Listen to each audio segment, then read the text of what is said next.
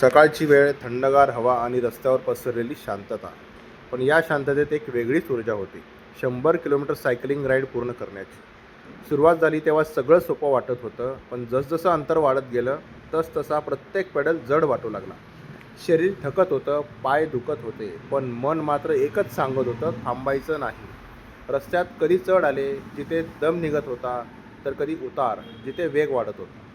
पण प्रत्येक वळणावर, प्रत्येक किलोमीटरवर एक नवीन शिकवण मिळत होती. लिमिट ही कुठेही नसते, ही ती फक्त आपल्या मनात असते.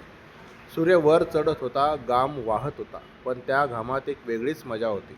मेहनतीची, जिद्दीची आणि स्वप्न पूर्ण करण्याची. कधी वाटलं थांबावं, कधी वाटलं बस झालं, पण त्या क्षणी आठवलं आपण सुरुवात का केली. आणि मग पुन्हा एक जोरदार पेडल. 100 किलोमीटर हे फक्त अंतर नाही, ही एक जर्नी आहे. सायकलला ओळखण्याची, स्वतःच्या लढण्याची आणि स्वतःला जिंकण्याची. मित्रांनो, व्हिडिओ आवडला असेल तर शेअर करा.